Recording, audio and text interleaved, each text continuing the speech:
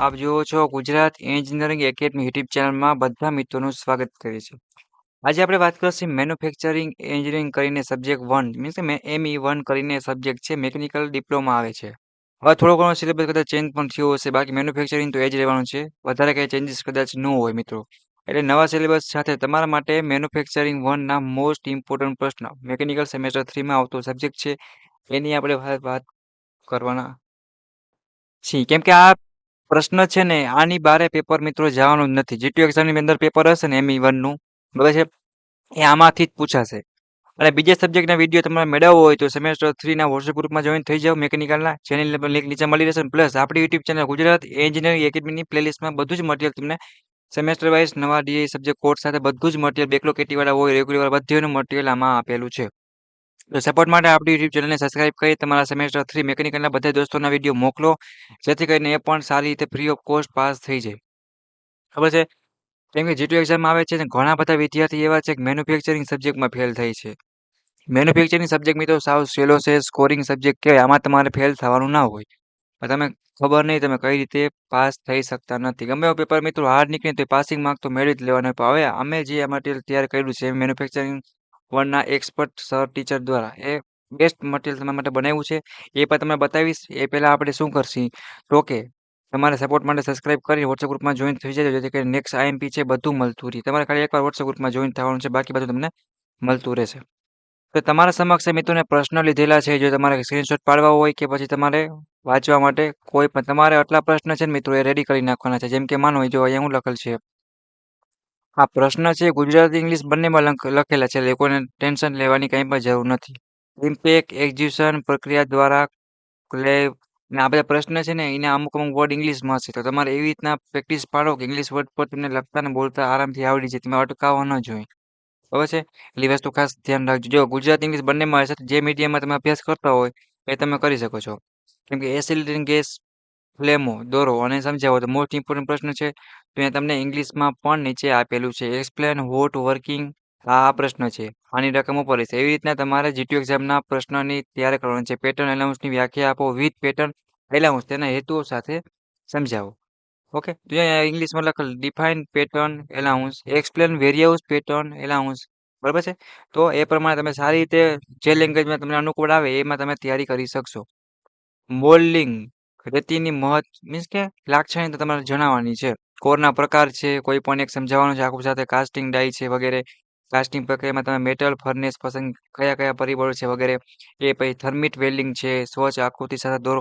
અને એક વસ્તુ તમારે ખાસ એક ધ્યાન રાખવાની છે કે જે પ્રશ્નમાં આકૃતિ પૂછાતી હોય ને આ સબ્જેક્ટમાં મોસ્ટ ઓફ ડાયાગ્રામ આકૃતિ મેથડ છે બધી તો આકૃતિ ડાયાગ્રામ ફિગર સ્કેચ તમે જે કહેતા હોય બધા પ્રશ્નમાં હાથો તમે જેમાં લાગુ પડતી બધીમાં દોરજો જેથી કરીને તમારા માર્ક્સ છે ને મિત્રો એમાં સારો એવો ગ્રો અને વધારો જોવા મળશે. તમને 100% ગેરંટી. જો આકૃતિ નહીં હોય તો તમારા 50% મિત્રો માર્ક્સ કપાશે.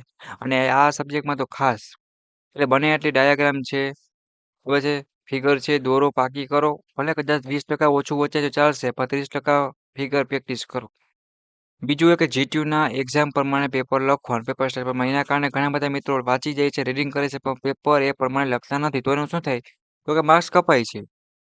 પેપર મિત્રો સ્પીડમાં ચેક થતા હોય જો તમે પેપર સ્ટાઇલ ચોખ્ખા સ્વચ્છ અક્ષર મીન્સ કે આ રાઈટ કરેલું સારું ના હોય તો માર્ક્સ કપાય કેમ કે જેટલો ટાઈમ ના હોય કે તમારા ગબડિયા અક્ષર હોય બાકાચીકી બોલાવી હોય તો એ તમારે એક વાંચવા બેસે એવું ના હોય. એટલે બને એટલું સ્વચ્છ ચોખ્ખું સુંદર અને જીટીયુની પેપર સ્ટાઇલ પ્રમાણે જ લખવાનું. ફિગર આવે છે તો કેવી રીતે દોરવી એક્ઝામ્પલ આવે છે મેથેમેટિક્સ ટાઈપનો સબ્જેક્ટ છે તો કઈ રીતે ધ્યાન રાખવું બધું વ્યાખ્યા આવે તો કઈ રીતે લખવી ફકરા પાડવા કઈ રીતે બધું કરવું ને એ તમારે 100 વાર વિચારીને લખવાનું. તો જો કદાચ હાર્ડ પેપર નીકળે ને તો બરાબર છે જો કે એટલો હાર્ડ સબ્જેક્ટ નથી તો પણ તમે 23 માર્ક તો આરામથી આવી જ જાય. ખબર નહીં કે મિત્રો કઈ રીતે આમાં ફેલ થાય છે. અને કદાચ બેકલોગ કેટીવાળા હોય એ પણ વાંચશે તો એના માટે પણ સારું જ છે. મેકેનિકલનો મેઇન સબ્જેક્ટ છે તો આવડતો હોવો જોઈએ. ઠીક એ પેપર સ્ટાઇલ કઈ રીતે લખો એનો વિડીયો આપણી યુટ્યુબ ચેનલ ગુજરાત એન્જિનિયરિંગ એકેડમીની પ્લેલિસ્ટમાં અને તમારા વોટ્સએપ ગ્રુપમાં પહેલાથી મેં સેન્ડ કર્યું છે. ના કોઈને મળ્યું હોય તો મને મેસેજ કરજો હું અઠવાડિયામાં તમને હેલ્પ કરીશ અને ગાઈડન્સ આપીશ. ઓકે સિક્વન્સમાં પોઈન્ટ વાઇઝ આ બધી વસ્તુનું ધ્યાન રાખજો.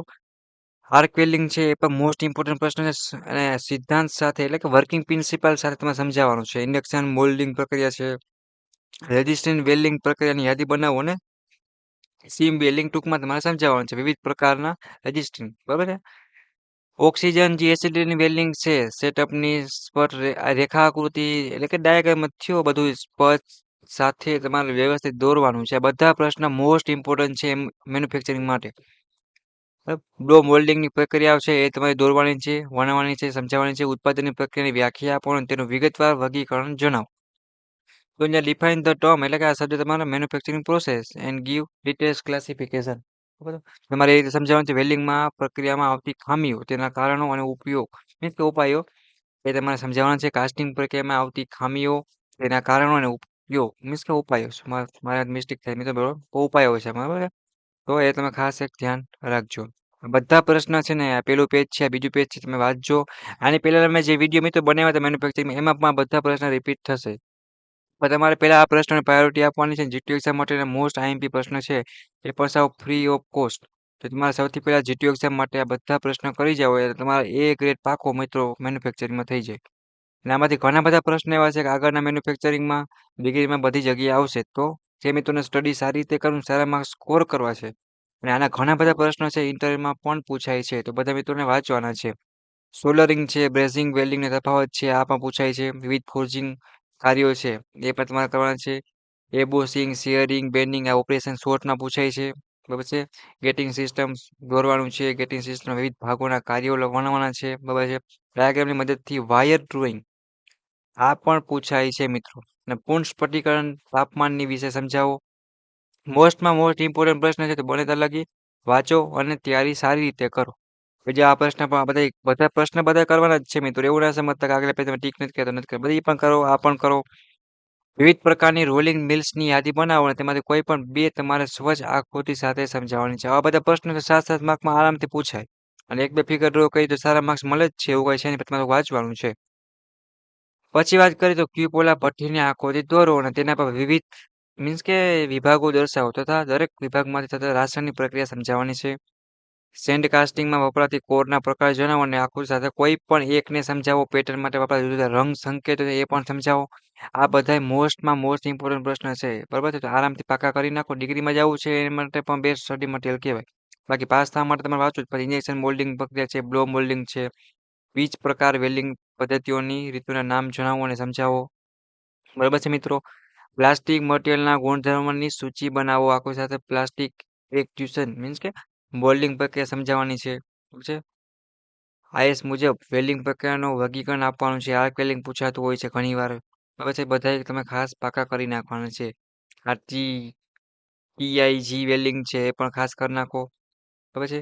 અને 3 પ્રકારની ઓક્સી એસિટિલિન જ્યોત કહેવાય છે. બરાબર છે. મીન્સ કે ફ્લેમ એ પણ ખાસ કરી નાખવાની છે બાકી. બરાબર છે. અને આર્ક વેલ્ડિંગનો સિદ્ધાંત સમજાવો અને તેના ફાયદા ગેરફાયદા. આર્ક વેલ્ડિંગ વાળો પ્રશ્ન છે એ બધી રીતે પૂછાતો હોય છે.